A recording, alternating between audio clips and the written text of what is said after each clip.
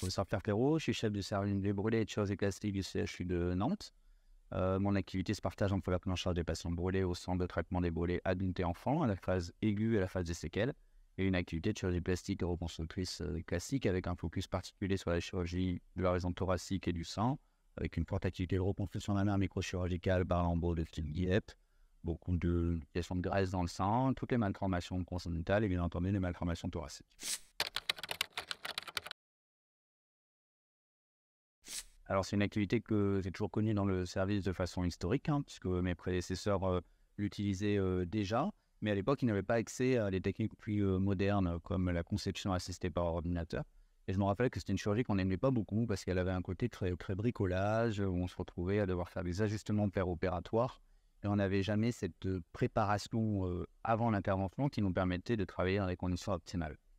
Depuis, on a donc eu l'occasion d'introduire au CHU de Nantes la technologie de conception assistée par ordinateur, et ça a complètement transformé cette chirurgie qui aujourd'hui est une chirurgie extrêmement facile, très protocolisée et très organisée en préopératoire.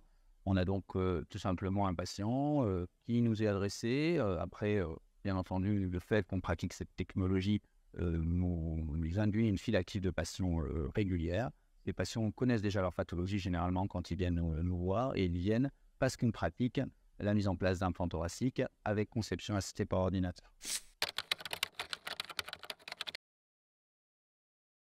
Tout est beaucoup plus simple. Pour le chirurgien, la préparation préopératoire est beaucoup plus simple, la réalisation d'un simple scanner, des prothèses qui sont conçues en prenant une image de la malformation profonde, alors qu'avant c'était l'image de la malformation, du reflet cutané de la malformation. Donc des prothèses qui n'étaient pas adaptées. Aujourd'hui, elles sont parfaitement adaptées. La preuve, c'est que quand on les positionne en préopératoire, elles tombent toujours au millimètre avec tous les repères de la ligne médiane pile au milieu. Donc c'est beaucoup plus simple. Les suites opératoires sont plus simples également parce que l'intervention est raccourcie. L'implant a une seule croix, il n'a pas besoin d'être ressorti, retaillé comme on pouvait le faire il y a 15 ou 20 ans. Ça permet d'avoir une diminution des espaces morts en particulier, beaucoup moins de complications post-opératoires, dépansement.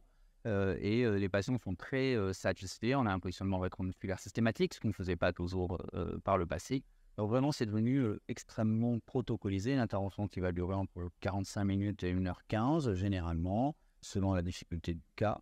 Une hospitalisation très raccourcie, 1 à 2 nuits post-opératoires, et des suites opératoires généralement 1 à 2 ponctions en moyenne dans les 2 semaines, 3 semaines post-opératoires maximum.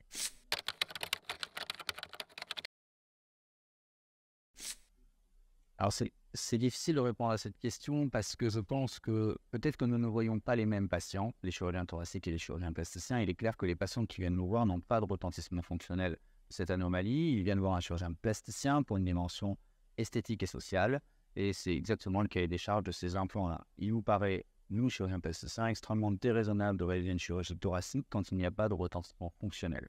Peut-être qu'il y a des formes plus sévères avec des retentissements fonctionnels qui vont voir nos contractes thoraciques en première intention. Alors moi, j'ai 2 contextes de prise en charge différents qui m'ont marqué.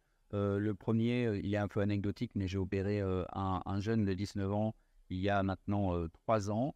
Et depuis, j'ai opéré un de ses frères et j'ai un troisième frère qui va se faire opérer dans quelques semaines. Donc, c'est la meilleure preuve que la technique leur convient. Le deuxième contexte, c'est celui peut-être que j'aime le plus parce que je trouve que le résultat chez la femme est toujours encore plus flatteur parce qu'il y a souvent un retentissement effectif sur le sein. Et quand on est chirurgien plasticien avec une grosse activité de chirurgie mammaire, en fait, on est souvent confronté à des patientes qui viennent nous voir parce qu'elles n'aiment pas leur poitrine. Et en fait, elles ont une malformation thoracique et non une malformation mammaire. Et la mise en place de l'implant thoracique sur mesure résout dans une grande partie des cas leur ressenti mammaire. Donc, elles sont satisfaites et elles ne demandent pas après de chirurgie, d'augmentation mammaire supplémentaire.